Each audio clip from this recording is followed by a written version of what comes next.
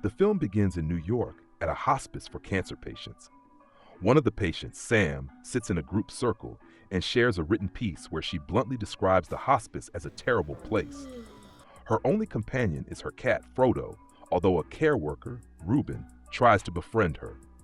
Reuben organizes a city outing for Sam and other patients, during which Sam expresses her desire to get pizza from a specific spot. They attend a children's puppet show, which Sam initially enjoys, but soon grows upset when something unfortunate occurs during the performance. Sam begins to leave the theater with Frodo, but Reuben reminds her they need to return to the hospice. She becomes frustrated when he insists on going back immediately, breaking his promise about getting pizza. When Reuben says he is only trying to be her friend, Sam responds coldly, denying their friendship, before boarding the bus. As they ride, Sam notices the other patients huddling at the back of the bus, staring out the windows. Military troops arrive as meteors start crashing down, unleashing alien creatures that wreak havoc on the city. Amidst the chaos, Sam is thrown against a wall and loses consciousness. Sam wakes up with Frodo in a shelter alongside Reuben, Henry, and other survivors. She embraces Reuben, but soon overhears a military broadcast advising civilians to stay put, a strategy intended to draw the aliens away. While trying to catch Frodo, who accidentally brushes against a bell, Sam nearly attracts an alien. It bursts into the shelter, but she manages to evade it undetected. Reuben begins devising a plan to return to the hospice, but Sam is determined to go to Harlem to get pizza from Patsy's. On the roof, she, Reuben, and Henry witness the military bombing bridges to prevent anyone from entering or leaving the city. Tensions rise when one survivor panics loudly enough to risk attracting the aliens. Henry tries to calm him but ends up killing him when he nearly jeopardizes everyone's safety. When a backup generator starts making noise, Reuben rushes to turn it off. Although he manages to silence it, his shirt gets caught in tears, drawing an alien. The creature kills Reuben, leaving Sam horrified. At dawn, Sam takes Frodo and sets out for Harlem.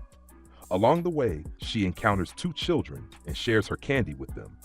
They hear a military announcement about boats evacuating survivors from the south side of the city, as the creatures cannot swim.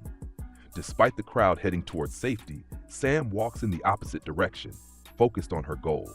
The sheer size of the fleeing crowd attracts the aliens, creating chaos. Sam narrowly avoids being trampled and hides under a car, escaping another close call before finding safety. Frodo wanders off to find water and encounters another survivor, Eric, an English law student traumatized by the chaos. Eric follows Frodo back to Sam, and the three begin walking as heavy rain falls, allowing them to speak quietly. Sam tells Eric to head for the boats, but he chooses to accompany her to her apartment to retrieve her pain medication. While there, Eric discovers a book of poetry Sam wrote and learns that her father used to play the piano. As lightning flashes and thunder roars, they release their pent-up emotions in cathartic screams. The next morning, Sam resumes her mission, reluctantly letting Eric join her. A misstep causes noise, drawing the aliens toward them. They flee through a building, and Eric diverts the creatures by triggering a car alarm with a thrown rock. They escape into the subway tunnels and traverse the sewers, narrowly avoiding another alien. During the escape, Sam loses consciousness. Eric revives Sam in a church where they find refuge. While Sam rests, Eric ventures out to find her medication, with Frodo reappearing at his side. They move cautiously past aliens, avoiding detection, and Eric successfully returns with the medicine. Sam shares a memory of her father taking her to Patsy's for pizza after his jazz club performances. The next day, they reach Harlem only to discover Patsy's has burned down.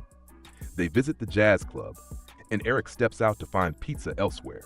Returning with a box labeled Patsy's, he entertains Sam with a card trick and dancing, genuinely lifting her spirits. Spotting boats nearby, they decide to head toward them. Sam gives Eric her jacket and instructs him to run while she grabs a crowbar and begins smashing car windows to create a diversion. The aliens pursue her, allowing Eric and Frodo to make their way to the boats. Eric accidentally kicks a can, drawing attention, but manages to jump into the water and reach the boats, where Henry and other survivors pull him and Frodo aboard. In the jacket pocket, Eric finds a note from Sam thanking him for helping her and for showing her how to live in her final days. She asks him to take care of Frodo. Meanwhile, Sam walks through the deserted streets of Harlem, accepting her fate. Knowing her time is short, she puts on her headphones and plays her music loudly. She smiles as a creature looms behind her. What would you do if you found yourself in the middle of an alien invasion? Would you run for safety or take a stand like Sam? Let us know in the comments below. Don't forget to like this video and subscribe for more thrilling stories. See you next time.